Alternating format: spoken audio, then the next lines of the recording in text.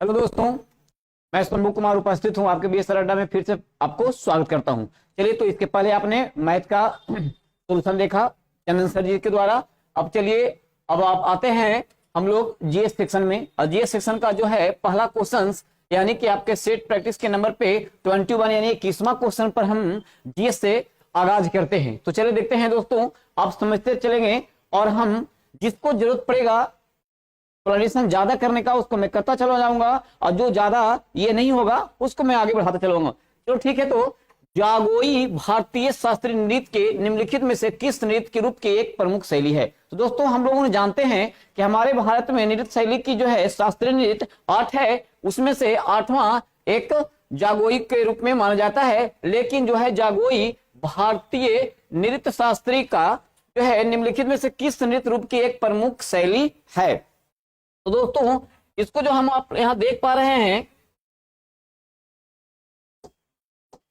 चलिए यहां जो देख रहे हैं हम लोग सत्रिया, कथक, मणिपुरी और ओडिसी। आप यहां पे देख रहे होंगे मणिपुरी, कथक, ओडिसी और सत्रिया, ये सब क्या है? हमारे प्रमुख नृत्य हैं। तो क्वेश्चन को हम लोग समझने का प्रयास करेंगे कि जागोई, यहां जो आप देख रहे हैं ये जागोई को देखिए, बहुत कम ही बार आपको देखने को मिला होगा कि जागोई भारतीय शास्त्रीय नृत्य के, है ना, कहता है कि निम्नलिखित मतलब इन चारों में से किस नृत्य रूप की एक प्रमुख शैली है? तो मेरे साथी, ये जागोई जो है ये आपका सत्रिय नृत्य की एक शैली नहीं है, कथक की एक नृत्य शैली नहीं है, और एक ओडिसी की ये नहीं है। अब नहीं है में हम लोग अगर जानेंगे तब ना, तो याद रखेंगे हम लोग कि सत्रिया जो है ये असम की एक नृत्य शैली है। कथक आप समझ पा रहे होंगे, कथक जो है उत्तरी भारत, याद रखिएगा। ओडिसी आप समझ रहे होंगे उड़ीसा का। जबकि ये जागोई नृत्य जो एक रूप है ये है मणिपुरी की। तो इसका आंसर हो जाएगा यहां पे सी, यानी कि तीसरा, यानी कि मणिपुरी नृत्य की शैली का एक रूप है जागोई। यानी कुछ क्वेश्चन को ऐसे भी हम देख सकते हैं, मणिपुरी कहां की है? तो मणिपुर के। लेकिन हो सकता है कि ऐसे पूछ लिया जाए मेरे साथी कि जागोई नृत्य कहां की है, तब लोग जो है अकबका जाएंगे कि भैया मणिपुरी तो हम मणिपुर से पकड़ लिए, है ना, सत्रिया असम का है, कथक उत्तर भारत का है और ओडिसी उड़ीसा का है। लेकिन मणिपुरी से मणिपुर पकड़ा रहा है। लेकिन अगर मणिपुरी ना पूछ के जागोई पूछ लिया जाए मेरे साथी, तो जागोई भी मणिपुर का ही मणिपुरी नृत्य का एक शैली है। चलेंगे हम लोग क्वेश्चन नंबर 22 को देखने का प्रयास करते हैं। देखेंगे हम लोग क्वेश्चन नंबर 22। ये कह रहा है, देखेंगे आप लोग भी भली भांति इसको देखेंगे।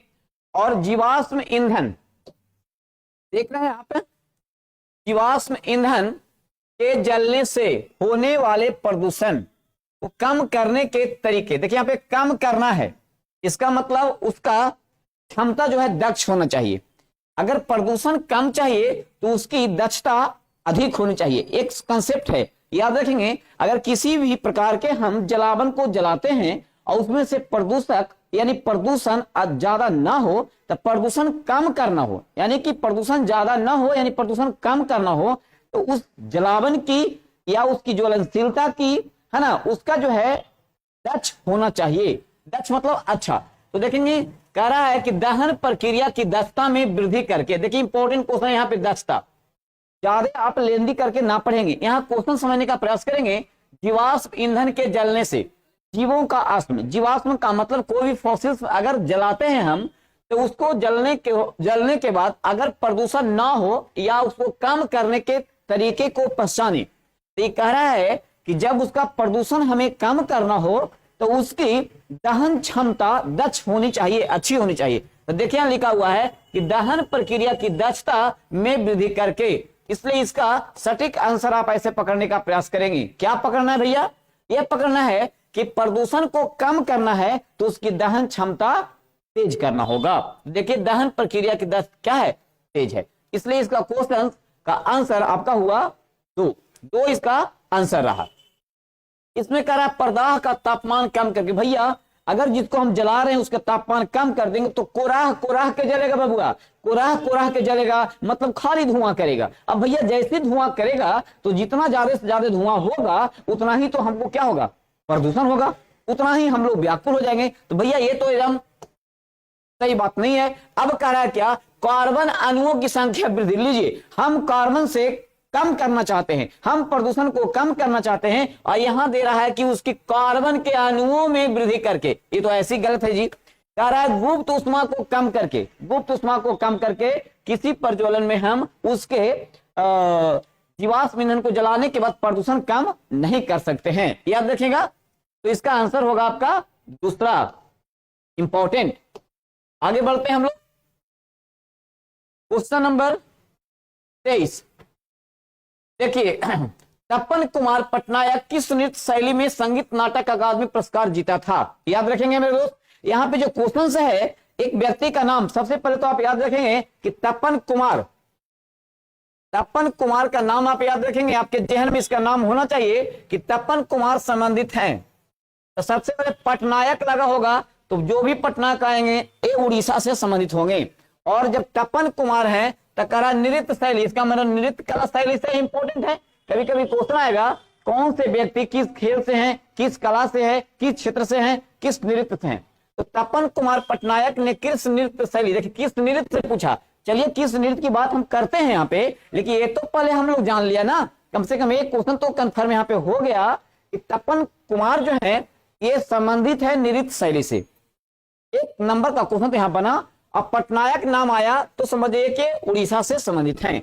अब देखिए यहाँ पे संगीत नाटक अकादमी पुरस्कार जीता है। भैया देखिए यहाँ पे कुचिपुड़ी, सत्रिया, ओडिसी एवं छऊ। देखिएगा यहाँ पे छऊ, छऊ जो है यह एक नृत्य है और इसी के संदर्भ में इन्होंने संगीत नाटक अकादमी पुरस्कार जीता है। जबकि आपने अभी सत्रिया को मैं असम का बताया, कुचिपुड़ी आंध्र प्रदेश का है ना, ओडिसी उड़ीसा का है, कंप्लीट। अब यहाँ पे देखिए छऊ जो है, छऊ 2-3 स्टेट में होते हैं। छऊ जो है पश्चिम बंगाल में भी होता है, याद रखिएगा, और छऊ उड़ीसा में भी होता है ना, और छऊ ये झारखंड में भी लोग इसको करते हैं, याद रखेंगे। तो छऊ जो है पश्चिम बंगाल का भी है, उड़ीसा का भी है, झारखंड का। ये क्वेश्चन नहीं है कि कहां से संदर्भित है, सीधे सीधे क्वेश्चन है आपका तपन कुमार पटनायक ने किस नृत्य शैली में संगीत नाटक अकादमी का पुरस्कार जीता है। तो सीधे इसका आंसर है 2 यानी छऊ।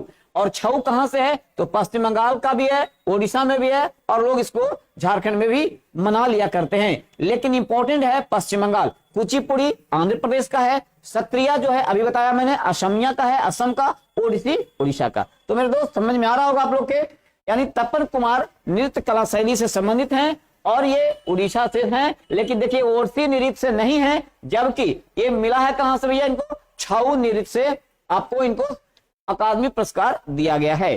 चलिए तो नेक्स्ट क्वेश्चन को हम आगे करते हैं, है ना।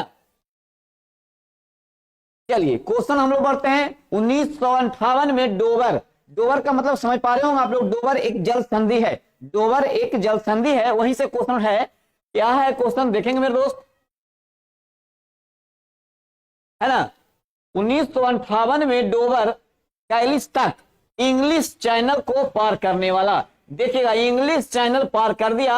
और अगर इसमें कोई पूछ दे पुरुष तो आपको मिहिर सेन याद आ जाएगा, अगर स्त्री पूछ दे तो इसमें आपका आरती साहा नाम याद आ जाएगा, याद आ जाएगा। इतना ही से क्वेश्चन आप इसको मूव कर सकते हैं। यानी 1958 में डोवर से कैलिस तक इंग्लिश चैनल को पार करने वाले पहले भारतीय कौन थे, जो 1966 में एक कैलेंडर वर्ष में 5 महाद्वीपों के महासागरों में तैराकी करने वाले एकमात्र व्यक्ति भी थे।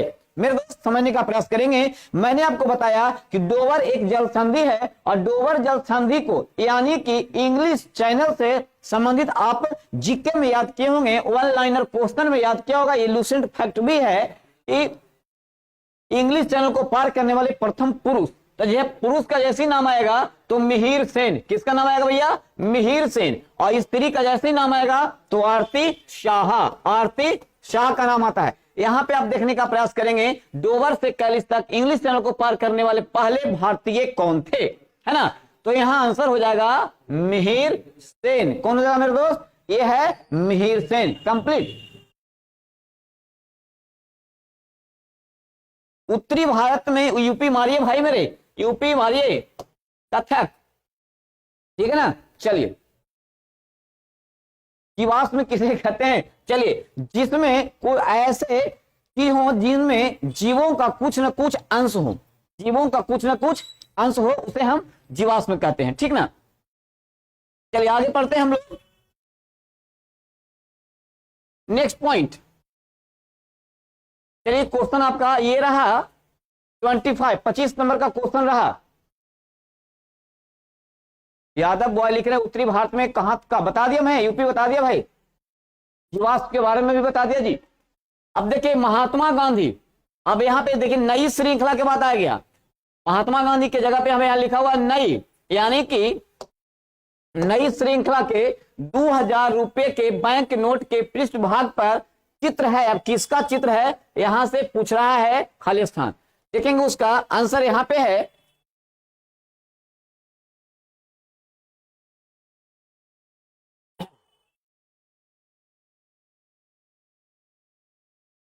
चलिए यहां पे देखिए, है ना, महात्मा गांधी। अब महात्मा गांधी के नए श्रृंखला बद्ध वाले में आ जाइए। महात्मा गांधी की नई श्रृंखला 2000 कितने के नोट का है भैया? 2000 रुपए के बैंक नोट के पृष्ठभाग पर किसका चित्र है? किसका चित्र है? देखिए आपको मैं यहां पे समझाने का प्रयास करूंगा। आज आप कॉन्सेप्ट से सीख लीजिए कि कौन कहां कैसे बनता है। याद रखिए क्या क्वेश्चन है, हमारे अभी चलन में नए नए नोट हैं। देखिएगा मैं आपको बताता हूं 10 रुपए का नोट, चलिए ठीक है। इसके बाद देख लीजिए यहाँ पे 20 रुपए का नोट, इसके बाद देखिएगा यहाँ पे 50 रुपए का नोट, ठीक है। 50 रुपए के बाद आ गया आपका 100 रुपए का नोट, है ना। 100 रुपए के बाद आ जाइए आप मेरे दोस्त 200 रुपए का नोट, और 200 रुपए नोट के बाद में आप आ जाइए 500 रुपए का नोट, है ना। उसके बाद आ जाइए आप 2000, चलिए 2000 रुपए का नोट। अब इसमें आपके क्वेश्चन क्या पूछ रहा है? 2000 रुपया। क्या बात है, 10 रुपया वाला नहीं पूछा भाई। देखिए डायरेक्ट कहां चला गया मेरे दोस्त, यहां आया है ना 2000 पर। अब यहां कह रहा है कि 2000 रुपए के नोट पर कौन सा चित्र है। अगर ऐसे करना हो तो हम तो 10 रुपया 20 रुपया 50 रुपया सभी के नोटे हम पैकेट में लेके चल जाएंगे और वो आराम से हम चोरी कर सकते हैं। जैसे एग्जाम में देखेंगे निकाल के हम चेक कर लेंगे भाई। अगर सर पूछ भी लिए कि क्या कर रहे हो भाई, तो हम अपने पैसे गिन रहे हैं। चलो खैर पैसे गिनने का वहां पे टाइम नहीं होता है, लेकिन यहाँ पे देख लीजिए 2000 रुपए का नोट किस पर होता है। अब यहाँ पे समझने का प्रयास ये करना है हम लोगों को कि 10 रुपया का नोट पर किसका चिन्ह है। देखिएगा 10 रुपए पर कोणार्क मंदिर का आपने जो चिन्ह है, मान लिया मैंने मंदिर में गया और 10 रुपए का नोट चढ़ा दिया। कहां गया भैया? मंदिर में। मंदिर कहां आपको बताया? कोणार्क में। कोणार्क मंदिर में, है ना। कोणार्क मंदिर में आप समझ में आ रहा होगा। 10 रुपए का वहां पे चिन्ह मिल जाएगा। चलिए 20 रुपया का रहा है, तब 20 रुपया क्या होगा भाई? तो याद रखिएगा हाथी गुम्फा, यहाँ पे गुफा है देख लीजिएगा, वहां पे जाएंगे। यहाँ पे हम्पी का गुफा होगा। कहां का? हम्पी गुफा। कहां? हम्पी गुफा 20 रुपए का नोट होगा।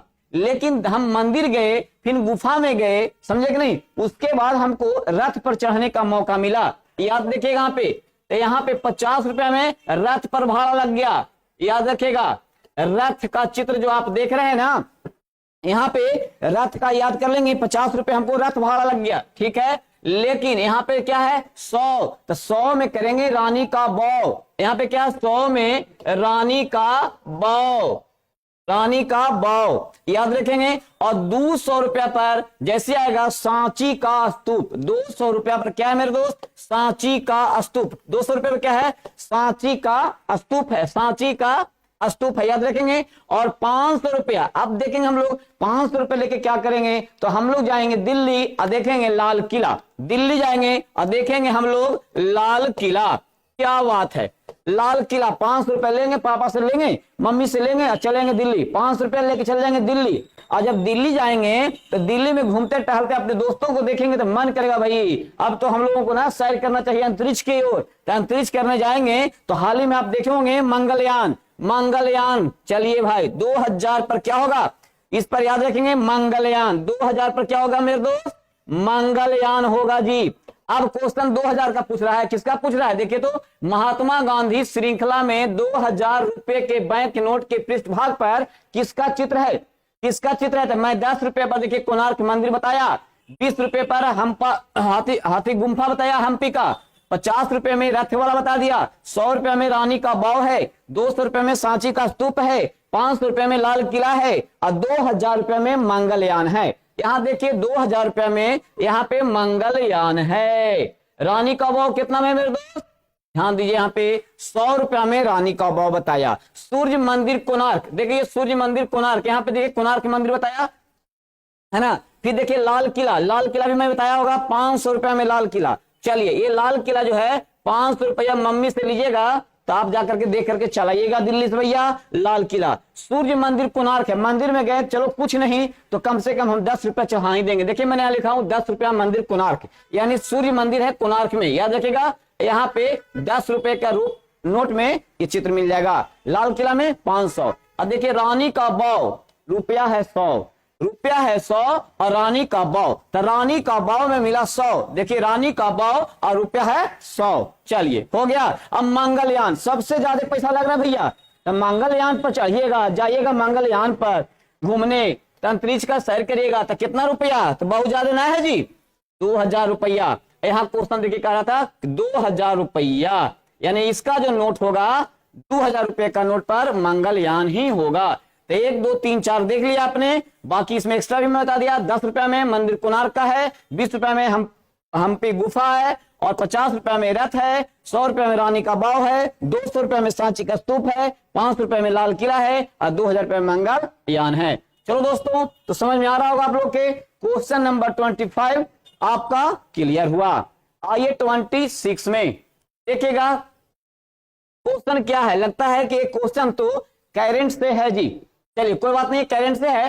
किसने सितंबर 2022 में कोची भारत के पहले स्वदेशी एयरक्राफ्ट कैरियर INS विक्रांत को प्रमाणित यानी कमीशन किया था। देखेंगे इसमें से नाम जो है राजनाथ सिंह, अमित शाह, ज्योतिरादित्य सिंधिया और नरेंद्र मोदी। नाम याद आ रहा होगा आप लोग को, सीधे सीधे नरेंद्र मोदी, क्योंकि जितने भी कमीशन आपके चाहे तो वो शत्रु विमान हो या फिर विमान वाहक पोत हो, चाहे जो भी हो, यानी हाल फिलहाल में 2022 के अंतिम चरणबद्ध में जितने भी कमीशन हुए हैं लगभग का जो है अपने हाथों के द्वारा कर कमलों से कौन किया भाई, तो उसमें नरेंद्र मोदी जी ही ने कर रखे हैं। याद रखेंगे तो याद रखेगा एयरक्राफ्ट कैरियर INS विक्रांत किसके द्वारा किया गया, तो नरेंद्र मोदी जी के द्वारा किया गया मेरे साथी। कंप्लीट। नेक्स्ट पॉइंट, ये करंट है, इसमें और उससे संबंधित कोई बात है नहीं जिसको हम आगे बता सकें। चलिए क्वेश्चन नंबर, कौन से अक्षांश रेखा भारत के मध्य से होकर गुजरती है, क्या बात है। ये क्वेश्चन आपको समझना भी पड़ेगा, अच्छा से बताएंगे भी, जब ध्यान देकर के आप लोग सुनेंगे। कौन रेखा बता रहा है कि भारत के मध्य से कौन सी रेखा गुजरती है। अगर हम बात करेंगे पूरे वर्ल्ड की, अगर हम संसार की अगर बात करेंगे तो ये हम ये संसार की बात अगर कर रहे हैं मेरे दोस्त, तो ये 0 डिग्री हुआ। कितना डिग्री, 0 डिग्री को हम कहेंगे 0 डिग्री अक्षांश रेखा। 0 डिग्री क्या कहेंगे, अक्षांश रेखा, इसको हम 0 डिग्री अक्षांश रेखा कहेंगे। इसी को हम भू माने भूमि के मध्य है, इसको हम भूमध्य रेखा भी कहेंगे, याद रखेंगे भूमध्य रेखा भी कहेंगे।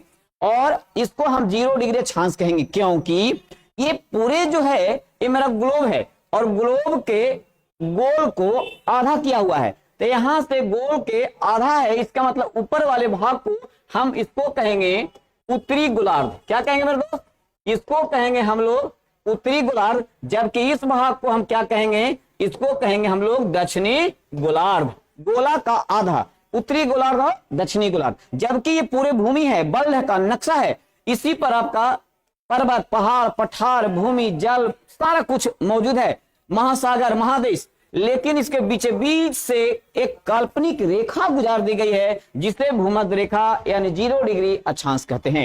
ये हुआ मेरे दोस्त 0 डिग्री।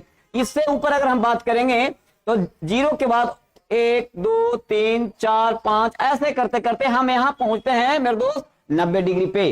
अब हम इस 0 डिग्री से नीचे अगर बात करते हैं तो यहाँ भी 1 2 3 इस तरह से हम क्रमबद्ध करते चले जाएंगे तो यहाँ पहुंचेंगे 90 डिग्री। यानी कि ये जो है उत्तरी ध्रुव का पॉइंट है और ये दक्षिणी ध्रुव का, और भूमध्य रेखा 0 डिग्री, याद रखेंगे मेरे दोस्त। और यहाँ पे आपका भारत पड़ा है, यानी ऊपर से नीचे आने वाले को हम कहेंगे देशांतर रेखा। क्या कहेंगे मेरे दोस्त?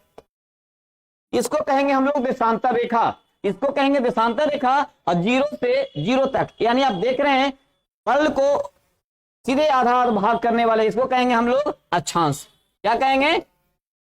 अक्षांश रेखा, याद रखेंगे मेरे दोस्त, अक्षांश रेखा। और 0 डिग्री से ऊपर गुजरने वाला इस रेखा को 23.5 डिग्री रेखा, यानी 23.5 डिग्री उत्तरी अक्षांश, जिसको हम लोग कहते हैं कर्क रेखा। क्या कहते हैं मेरे दोस्त? इसको कहते हैं कर्क रेखा। और 0 डिग्री से दक्षिण, ये भी 23.5 डिग्री, 23.5 डिग्री अक्षांश, यानी दक्षिणी अक्षांश को हम कहते हैं मकर रेखा। क्या कहते हैं मेरे दोस्त? मकर रेखा, मकर रेखा कहेंगे। गुड। अब देखेंगे इसको क्या कहेंगे? मध्य रेखा, बीच वाले को भूमध्य रेखा, ऊपर वाले को कर्क रेखा, नीचे वाले को मकर रेखा। आपका भारत जो है उत्तरी गोलार्ध में है। कहां है? उत्तरी गोलार्ध में है। और जब हम देशांतर की जब बात करेंगे तो पूर्वी देशांतर में है, मतलब आपका भारत यहां है, यानी कि उत्तर पूर्व में आपका भारत है। और उत्तर पूर्व में यानी 0 डिग्री पर 23.5 डिग्री जो गुजारी गई रेखा, 23.5 डिग्री अक्षांशीय रेखा को हम कर्क रेखा कहते हैं, जो भारत के लगभग बीचों बीच से गुजारा गया है। तो इसमें से देखेंगे आप कौन सी रेखा भारत के मध्य से होकर गुजरती है, जो देश की जलवायु को प्रभावित करती है। तो सामने आप देखिए, आपका क्वेश्चन है भूमध्य रेखा होगा क्या? तो भूमध्य रेखा बीच में है तो नहीं होगा, क्वेश्चन गलत। मकर रेखा कह रहा है, देखिए भैया मकर रेखा कहां गया? 0 डिग्री से नीचे गया है, यानी कि ये दक्षिण में है तो मकर रेखा नहीं होगा। चलिए अब देखिएगा, ये कह रहा है कर्क रेखा 23.5 डिग्री उत्तरी गोलार्ध में। देखिए यहाँ पे मैंने भारत को दर्शाया था, अब भारत के लगभग बीचे बीच से चला गया है, इसलिए इसका आंसर होगा आपका कर्क रेखा, है ना। अंटार्कटिक वृत्त नहीं होगा, क्योंकि ये अंटार्कटिका जो पड़ता है यहां है।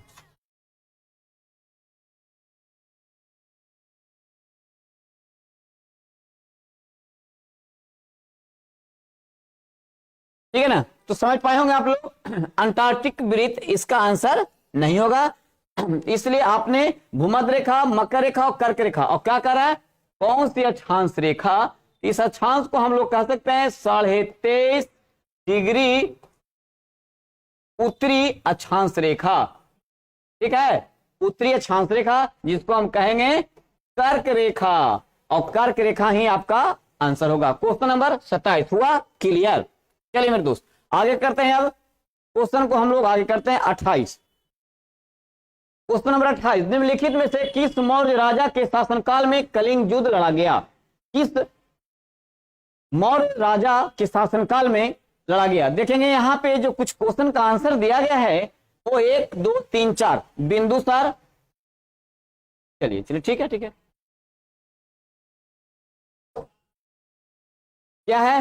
पहला है बिंदुसार, दूसरा है चंद्रगुप्त, तीसरा है अशोक और दशरथ। ये बहुत इजी क्वेश्चन है, इसमें ज्यादा बताने की जरूरत नहीं है। यहाँ पे देखेंगे चंद्रगुप्त हैं, ये भी मौर्य से हैं, याद रखेंगे ये भी मौर्य ही है।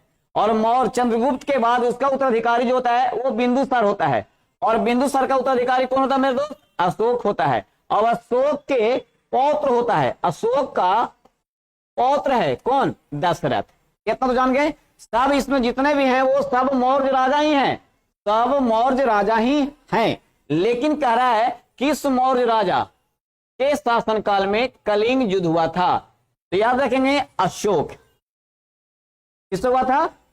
अशोक, याद रखेंगे ये अशोक। इसी कलिंग युद्ध जो है 261 ईसा पूर्व में लड़ा गया था, 261 ईसा पूर्व में लड़ा गया था, याद रखिएगा, है ना। 269 ईसा पूर्व में मगध की गद्दी पर अशोक बैठे थे। अशोक के बारे में आप लोग पढ़ेंगे, अशोक के 14 अभिलेख भी हैं इंपॉर्टेंट, और ये मौर्य राजा हुए। मौर्य में यहाँ प्रथम हुए चंद्रगुप्त, उसके बाद हुए बिंदुसार, उसके बाद हुए अशोक, और अशोक के पौत्र हुए दशरथ। तो मौर्य राजा कलिंग युद्ध से लड़ाई करने वाला जो है यहाँ राजा वो होगा अशोक। कंप्लीट। चलिए नेक्स्ट क्वेश्चन आप आगे लेकर के चलते हैं हम। क्वेश्चन नंबर आपका आया 29, यानी कि क्वेश्चन नंबर हो गया 29। भारत में पहली संपूर्ण जनगणना कब की गई थी? बहुत इजी क्वेश्चन है, बहुत ही इजी क्वेश्चन है। सबसे पहले तो आता है कि प्रथम जनगणना कब हुआ था, ठीक है। उसके बाद है कि पहली संपूर्ण जनगणना, ठीक है। तो और एक आता है भारत के कोई पहली शहर, जहां की भारत की कोई पहली शहर जहां 1830 में ही किया गया था। कितना में? वो 1830 में ही था, लेकिन वो पार्टिकुलर शहर है जिसका उस वक्त में नाम था ढाका। लेकिन यहां क्वेश्चन है भारत में पहली संपूर्ण जनगणना कब की गई थी? तो 1881। कंप्लीट 1881, जहां से लगातार 10 वर्षीय जनगणना हमारे क्या होते रहे हैं। लेकिन सर्वप्रथम जो हुआ था वो हुआ था 1971, और 10 जोड़ेंगे था 81, यानी कि 71 में हुआ था। चलिए नेक्स्ट क्वेश्चन की ओर बढ़ते हैं। Question number 30। क्वेश्चन नंबर 30 को देखिए आप लोग। अगस्त 2022 में उत्तराखंड सरकार, कौन सरकार की बात कर रहा है? तो उत्तराखंड की सरकार के बारे में यहाँ पे चर्चा की गई है। जब ध्यान देंगे ये भी लगता है कि, चलिए ये भी जो है क्वेश्चन आपका कैरेंट से ही है, लेकिन 2022 का कैरेंट रहा है, कोई बात नहीं है। लेकिन यहाँ पे अगस्त 2022 में उत्तराखंड सरकार के राज्य ब्रांड एम्बेसडर के रूप में किसे नियुक्त किया गया है? तो इसका आंसर जो होगा, उत्तराखंड 2022 में ब्रांड एम्बेसडर थे ऋषभ पंत, याद रखेंगे। और ब्रांड एम्बेसडर आपको कैरेंट में याद भी करना पड़ेगा, जिनको अभी बिहार एसएससी, जीडी या अन्य बिहार पुलिस वगैरह वगैरह देना है, तो अभी कैरेंट के सेक्शन से प्रत्येक ब्रांड एम्बेसडर को जो प्रमुख इंपॉर्टेंट रखता है स्थान, उसको आप याद कर लेंगे। चलिए तो इसमें जो है अगस्त 2022 में उत्तराखंड सरकार के राज्य ब्रांड एम्बेसडर जो है वो ऋषभ पंत को रखा गया था। क्वेश्चन नंबर, अब चलते हैं हम लोग 31 के पास। चलिए क्वेश्चन नंबर 31। भारत के राष्ट्रपति का चुनाव देखेंगे। भारत के राष्ट्रपति का चुनाव है ना द्वारा किया जाता है। अब कह रहा है कि किसके द्वारा किया जाएगा भाई? तो हम जानते हैं कि भारत के राष्ट्रपति का चुनाव जो है एक निर्वाचक मंडल के द्वारा किया जाता है, अनुपातिक प्रणाली के आधार पर, ठीक ना। यानी निर्वाचक मंडल, देखिएगा यहां अगर आंसर आता है तो वो होता है निर्वाचक मंडल द्वारा। किसके द्वारा? निर्वाचक मंडल द्वारा। और निर्वाचक मंडल जब बनते हैं तो निर्वाचक मंडल को बनने के लिए चुना जाता है। क्या चुना जाता है भैया? तो याद रखिएगा, एक तो आपको राज्यसभा है ना, पहले लिखते हैं लोकसभा के चुने गए सदस्य, और दूसरा राज्यसभा के चुने गए सदस्य। एक ये हुए, दो ये हुए, और तीसरा होता है राज्यों के निर्वाचित विधान सभा के सदस्य। चलिए इतने पॉइंट होते हैं। अब आपका क्वेश्चन कैसे है और क्या पूछ रहा देखेंगे। भारत के राष्ट्रपति का चुनाव कर रहा है खाली स्थान किसके द्वारा किया जाता है? अब हमने आपको समझाया कि निर्वाचक मंडल के द्वारा किया जाता है, लेकिन निर्वाचक मंडल में होते कौन कौन है? तो होते हैं लोकसभा के द्वारा, यानी लोकसभा निर्वाचित सदस्य, राज्यसभा निर्वाचित सदस्य, और जितने भी आपके वर्तमान में राज्य हैं वो राज्यों के निर्वाचित विधानसभा के सदस्य। अब यहाँ पे हम लोग आंसर पे चलते हैं। केवल राज्य विधानसभा के सदस्य, देखिए ऐसा नहीं है भैया, एक कटकुट केवल संसद के दोनों सदन, तो संसद के दोनों सदन में आया लोकसभा और राज्यसभा, क्या ये दोनों हैं? तो भाई ये कहां जाएंगे? तो एक दोनों कह रहा है, तो ये भी गलत। तीसरा कह रहा है केवल राज्यसभा के सदस्य, केवल राज्यसभा के सदस्य, तो फिर ये दोनों कहां जाएंगे? ये भी गलत। अगला कह रहा है संसद के दोनों सदन, संसद के दोनों सदन लोकसभा और राज्यसभा सदस्य और राज्य विधानसभाओं के सदस्य और राज्य के निर्वाचित विधानसभाओं के सदस्य तीनों। तो देखिए यहाँ पे तीनों आ गया, यानी कि इसका आंसर होगा 4, यानी कि इसका आंसर होगा 4। कंप्लीट समझ में आ रहा होगा आप लोग के। चलिए नेक्स्ट पॉइंट पे हम लोग काम करते हैं। क्वेश्चन नंबर आपका 31वां आते हैं। क्वेश्चन नंबर हम लोग 32। चलिए क्वेश्चन नंबर हम लोग 32 को ध्यान देते हैं। निम्नलिखित में कौन सा महाराष्ट्र का धन्यवाद ज्ञापन है ना उत्सव जहां बैलों को सम्मानित किया जाता है क्योंकि उन्हें खेती के लिए अत्यावश्यक। सही बात, खेती के लिए। देखिए यहाँ पे आप कहीं कहीं सुने होंगे साढ़ समझते होंगे आप लोग, सांड, और ये क्या भैया? बैल। तो सांड का भी कहीं कहीं खेल होता है, लेकिन सांड और बैल दोनों में थोड़ा सा अंतर है। सांड जो होते हैं याद रखेंगे वो जो है प्रजनन की प्रक्रिया हेतु होते हैं, जबकि बैल जो होते हैं देखिए यहाँ पर साफ लिख दिया है खेती के लिए आवश्यक होते हैं। कंप्लीट हो गया ना। तो यहाँ पे बैल की प्राथमिकता देते हुए क्वेश्चन पूछ रहा है भैया, याद रखेंगे। तो जहां बैलों को सम्मानित किया जाता है क्योंकि उन्हें खेती के लिए अत्यावश्यक। अब कहता है कि इसमें से कौन से पर्व यानी उत्सव है, उत्सव को ध्यान देना है। देखिए मेरे साथी, मकर संक्रांति। देखिए आज हम लोग बिहार में बीते हुए दिन में हम लोगों ने मकर संक्रांति को पर्व के रूप में मनाया। इसको कहीं कहीं पंजाब वगैरह लोहड़ी भी कहते हैं, कहीं पोंगल भी कहते हैं। ऐसे ऐसे नाम से इसको मकर संक्रांति को लोग जानते हैं, है ना। इसी को अलग अलग राज्यों में क्या कहते हैं? इनको लोहड़ी भी कहते हैं, इनको पोंगल भी कहते हैं और मकर संक्रांति भी कहते हैं। ठीक है, तो ये राजस्थान में भी धूमधाम से मनाए जाते हैं, पंजाब में भी मनाए जाते हैं। अपना बिहार तो आप मना ही रहे हैं, है ना, याद रखेंगे। और उसके बाद जो है गुड़ी पड़वा, ये गुड़ी पड़वा जो है महाराष्ट्र में मनाया जाता है। और काला घोड़ा महोत्सव ये भी महाराष्ट्र का है, लेकिन ये सब में बैल के लिए प्रसिद्ध नहीं है, बैल के लिए प्रसिद्ध नहीं है। जबकि पोला महोत्सव ये जो है महाराष्ट्र में मनाया जाता है, महाराष्ट्र में ये भी मनाया जाता है मेरे दोस्त, लेकिन पोला महोत्सव में ही बैलों को सम्मानित किया जाता है। यानी आप याद रखेंगे मकर संक्रांति राजस्थान, पंजाब, बिहार आदि आदि राज्यों में, जबकि पोला महोत्सव महाराष्ट्र, गुड़ी पड़वा भी महाराष्ट्र, काला घोड़ा कला महोत्सव भी महाराष्ट्र में मनाया जाता है। जिसमें बैलों को सम्मानित किया जाने वाला अगर कार्यक्रम होता है तो वो होता है पोला महोत्सव। यानी कि 32 का आंसर होगा आपका पोला महोत्सव। चलिए क्वेश्चन नंबर आगे करते हैं। जानती कुमारी, गुड इवनिंग। गुड इवनिंग बाबू।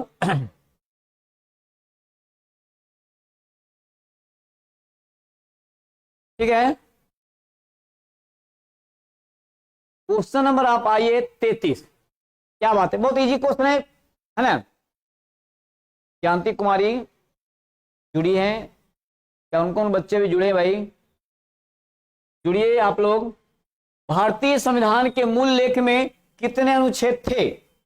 देख लेंगे यहाँ पे कह रहा है भारतीय संविधान के मूल लेख, जब प्रारंभिक स्टेज में जब हमारा संविधान का निर्माण हुआ था तब कितने भाग थे, तब कितने अनुच्छेद थे, तब कितने, है ना। चलिए ठीक है, तो यहाँ पे पूछा गया है क्या? अनुच्छेद से क्वेश्चन है, याद रखेंगे। यहाँ जो है अनुच्छेद से क्वेश्चन है, भारतीय संविधान के मूल लेखों में कितने अनुच्छेद हैं? तो भैया इसमें थे 395, जबकि अभी जानेंगे, अभी आपने याद किया होगा 444, लेकिन मैं बता दूं अभी बढ़कर हो गया है। गुड इवनिंग, गुड इवनिंग जी। 444 से बढ़कर हो गया है 448। अभी आप यहां तक पहुंचे हैं। हमारे संविधान में निहित अभी है कितना? 448, यानी कि 448, याद रखेंगे। अब यहाँ पे क्वेश्चन नंबर हो गया डील कितना? 33। क्वेश्चन नंबर हम लोग देख लेते हैं, यहीं पे नजर आ रहा है 34। निम्न में से क्या 7वीं पंचवर्षीय योजना के मुख्य उद्देश्यों में से एक है? देख लेंगे 7वीं पंचवर्षीय योजना निम्न में से कौन से है ना प्रमुख है। कह रहा है कि अवसंरचना में वृद्धि, खाद्यान्नों के उत्पादन में वृद्धि, गरीबी उन्मूलन, जीवन स्तर में सुधार। चलिए ठीक है ना। यहां पे जो हो जाएगा कितना है 7वीं पंचवर्षीय योजना में, याद रखेंगे 6ठी पंचवर्षीय में क्या था और 5वीं पंचवर्षीय योजना में क्या था। Vineet Kumar, good evening sir, very good evening बाबू। चलिए यहाँ पे देखेंगे खाद्यान्नों के उत्पादन में वृद्धि, इसका आंसर होगा। और देखिए यहाँ पे क्या लिखा हुआ है, गरीबी उन्मूलन। ये भी इंपॉर्टेंट क्वेश्चन है मेरे दोस्त। गरीबी उन्मूलन जो है ये क्या में होगा, ये होगा आपका 6ठा में। जबकि गरीबी हटाओ का नारा इनसे पूछता है, क्या गरीबी हटाओ का नारा अगर पूछ दिया जाए, गरीबी हटाओ का नारा अगर नारा रहे तो ये 5वीं में मारना भैया। कितने में? 5वीं पंचवर्षीय योजना में गरीबी हटाओ का नारा अगर होगा तो 5वीं पंचवर्षीय योजना में। जबकि यहां पूछ रहा है गरीबी उन्मूलन, ये क्वेश्चन भी बहुत इंपॉर्टेंट है, ये भी कभी कभी फंसाता है ना। चलिए ठीक है, इंपॉर्टेंट, यानी कि क्वेश्चन नंबर 34 का आंसर होगा आपका 2 यानी कि 2। चलिए नेक्स्ट क्वेश्चन को हम लोग देखते हैं। देखिए यहां पे आ गया मॉस और मार्केंसिया निम्नलिखित में से किसके अंतर्गत आते हैं? किसके अंतर्गत आते हैं? चलिए देखिए मेरे दोस्त, ये इंपॉर्टेंट जो है क्वेश्चन तो है, ये बायो का क्वेश्चन है, ये बायोलॉजी का क्वेश्चन है, ठीक ना।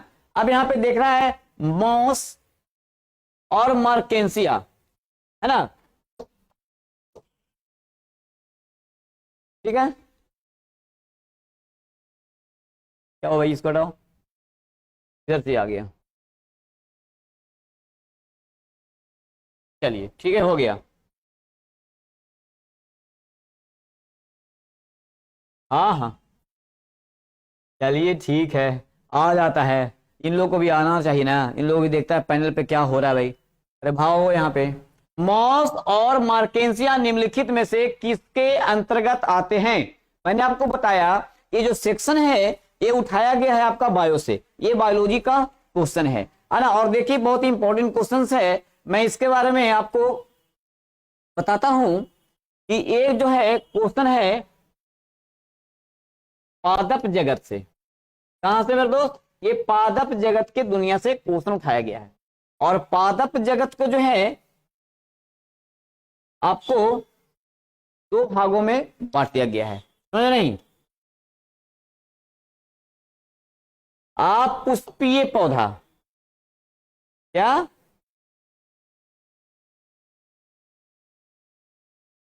आप पुष्पीय, एक होगा इधर पुष्पीय, ठीक है ना। तो आप पुष्पीय पादप जो फूल नहीं देता हो। चलिए भाई, तो फूल नहीं देता हो तो इसके जो है 3 पार्ट में समझा दिया गया है।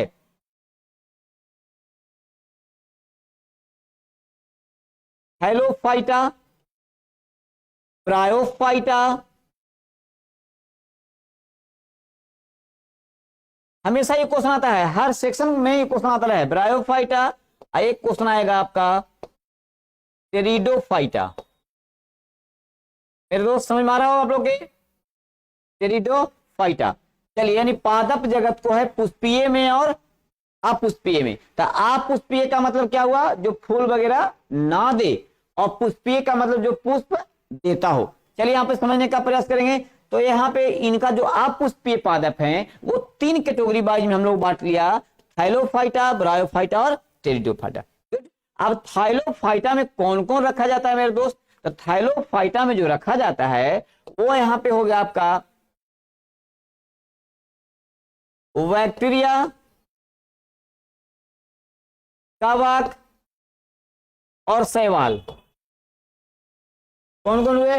बैक्टीरिया, कवक और शैवाल हुआ। बैक्टीरिया और कवक, शैवाल हुआ, याद रखेंगे। ये 3 चीजों किसमें? ये हो गया थाइलोफाइटा में। और ब्रायोफाइटा में कौन आएंगे? तो ब्रायोफाइटा में वो आएंगे जो जल में और थल में दोनों जगह वो पादप पाए जाते हैं। और वैसे पादप में देखिए क्या है, मॉस, एक प्रकार का जलीय घास है, एक प्रकार का ये जलीय पादप है।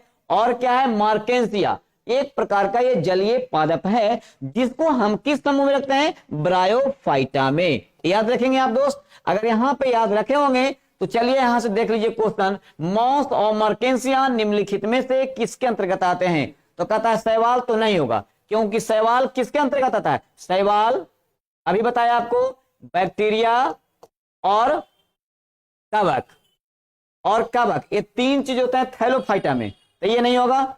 अब देखेंगे यहाँ पे क्या गया, ये अनावृत है, तो ये अनावृत जो है इसके ग्रुप में है, ये नहीं है, वो जाएगा अनावृत और आवृत। आवृत या अनावृत वाले जो आएंगे, ये आएंगे कहां, पुष्पीय में, पुष्पीय वाला में। हम अभी पुष्पीय तो बता नहीं रहे, तो यहां से ये खत्म हो गया। तो शैवाल वाला किसमें आया, थैलोफाइटा में। इसमें तीनों को होवे करता है, शैवाल, बैक्टीरिया और कवक, ये थैलोफाइटा खत्म, इसमें से ये नहीं होंगे। जबकि हम बताया ब्रायोफाइटा में कौन होंगे, जो ऐसे पादप जो जल में हो और थल में भी हो, तो ऐसे में आते हैं मॉन्स और मार्केंसिया, यानी ये ब्रायोफाइटा। तो इसका आंसर क्या हो गया, ब्रायोफाइटा। स्थलीय वाले कौन होंगे, टेरिडोफाइटा। तो यानी 35 नंबर क्वेश्चन का मॉस और मार्केंसिया निम्नलिखित में से किसके अंतर्गत आते हैं, तो ये होगा ब्रायोफाइटा। मेरे दोस्त समझ आया, ये होगा ब्रायोफाइटा। कंप्लीट। नेक्स्ट पॉइंट पे हम लोग आगे बढ़ने का काम करते हैं। चलिए देखते हैं अगला क्वेश्चन। अगला क्वेश्चन देखिए भैया 36 क्वेश्चन को हम लोग ऐसे देखेंगे, ऐसी राजस्व प्राप्तियां जिनका सरकार पर दावा नहीं होता है। नहीं होगा, क्यों नहीं होगा भैया?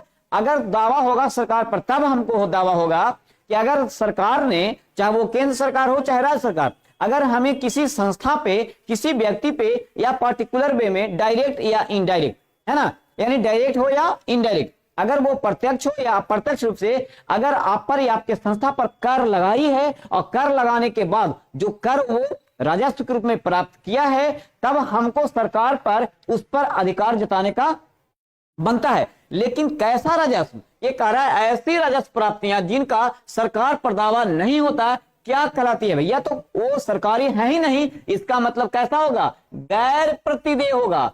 यानी कि वो कैसा राजस्व होगा, वो कर लगा करके वसूल के आने वाले राजस्व नहीं होंगे, वो होंगे गैर कर राजस्व प्राप्तियां, उसको हम लोग कहते हैं गैर प्रतिदेय। यानी कि 36 नंबर क्वेश्चन का आंसर आपका होगा 4, यानी चौथा। कंप्लीट। नेक्स्ट पॉइंट, ठीक है। चलिए नेक्स्ट क्वेश्चन हम लोग 37 देखते हैं। क्वेश्चन नंबर 37 देखने का प्रयास करते हैं। आपातकाल के दौरान किन मौलिक अधिकारों को निलंबित नहीं किया जा सकता? देखें, हमारे देश में हम भारतीय नागरिकों को कई प्रकार के मौलिक अधिकार दिए गए हैं जिससे हमें वंचित नहीं करना होता है। अगर हमारे देश में कभी वैसी आपातकाल स्थिति हो जाती है, क्या हो जाती है, आपातकाल की स्थिति हो जाएगी आपातकाल के दौरान, तब हमारे मौलिक अधिकारों से हमें वंचित कर दिया जा सकता है। याद रखेंगे। अब कह रहा है क्वेश्चन कि कौन से अधिकार आपके पास है सर, जिसको हमारी सरकार जो है क्या कर सकती है, हमें वंचित कर सकती है। यानी कि आपातकाल के दौरान किन मौलिक अधिकारों को निलंबित नहीं किया जाता है, समझ जाइए। तो अनुच्छेद 14-15 क्या किया जाएगा कि नहीं किया जाएगा? तो 14 और 15 में है क्या, देखेंगे तो 14 और 15 में अनुच्छेद 14 बताता है विधि के समक्ष समता, और 15 है किसी भी व्यक्ति को जाति, लिंग, धर्म आदि के आधार पर उसे हम, है ना, विभेद नहीं कर सकते हैं। यानी 14 और 15 क्लियर हुआ। दूसरा देखेंगे 20 और 21। 20 में क्या भैया, 20 में है दोष सिद्धि संरक्षण का व्यवस्था, और 21 में है आत्मदैहिक स्वतंत्रता। तो ये दोनों जो बात है, आपके देश में किसी प्रकार के कोई भी अगर आपातकालीन स्थिति हो जाए, उसके बाद भी इस अधिकार से हमें वंचित नहीं किया जा सकता है। यानी कि इसका आंसर होगा दूसरा। अनुच्छेद 3 में क्या कर रहे हैं, यहां पे देखिए अनुच्छेद 18 और 19। 18 में है, 18 में क्या है, उपाधियों का अंत। 18 में है उपाधियों का अंत, और 19 में क्या है, प्रेस की स्वतंत्रता। प्रेस की स्वतंत्रता, कोई भी कहीं बोल सकता है, ठीक है। और अनुच्छेद देखिएगा 16 है। 16 कह रहा है लोक नियोजन की समता, यानी कि लोक नियोजन में समता का अधिकार है, समानता का अधिकार है। और अनुच्छेद कह रहा है 17 है छुआछूत यानी अस्पृश्यता, यानी टोटल मिलाकर अगर हम बात करें तो आपातकाल के दौरान में इसको में भी कटौती किया जा सकता है और 18-19 में भी कटौती किया जा सकता है। अनुच्छेद 16-17 में भी निलंबित किया जा सकता है। यानी नंबर 1, 2, 3, 4 4 में जो अनुच्छेद दिए गए हैं मेरे साथी, 14 और 15 को भी निलंबित किया जा सकता है आपातकालीन स्थिति में, 18-19 को भी किया जा सकता है और 19 अनुच्छेद 16 और 17 को भी निलंबित किया जा सकता है मेरे दोस्त। लेकिन मेरे साथी अनुच्छेद 20 और 21 को निलंबित नहीं किया जा सकता, चाहे जो परिस्थिति आपके यहां आपातकालीन स्थिति बनता हो, फिर भी नहीं किया जा सकता। यानी इसका अनुच्छेद आपका 20-21 यानी आंसर दूसरा क्लियर होगा। क्वेश्चन नंबर 37 का आंसर 2 होगा। चलिए क्वेश्चन नंबर हम लोग आगे देखते हैं। क्वेश्चन नंबर आ गया 38। भारत में अरेबिका कॉफी कौन से राज्य में उगाई जाती है? चलिए अरेबिका कॉफी देखने का प्रयास करेंगे। हमारे के यहाँ जो कॉफी होता है पूरे देश में अगर सबसे ज्यादा कॉफी अगर हो तो वो होता है कर्नाटक में। कहां होता भैया? कर्नाटक में। याद रखिएगा कॉफी अगर हो तो सबसे ज्यादा कहां होगा? कर्नाटक में।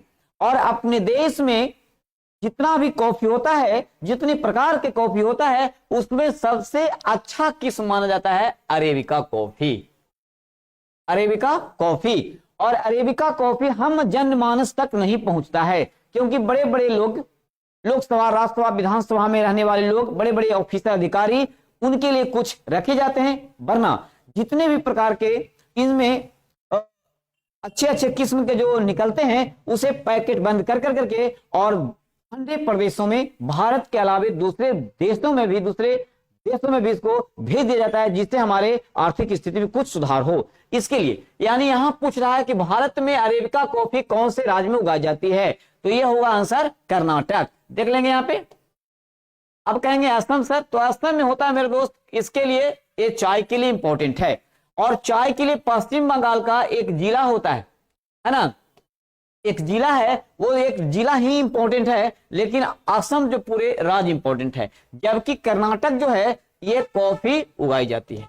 यानी अरेबिका कॉफी कहां उगाई जाती है? तो कर्नाटक में। अरेबिका कॉफी का किस्म सबसे अच्छा होता है। भारत में सबसे अच्छा किस्म कॉफी कौन होता है? अरेबिका। याद रखेंगे। Next point,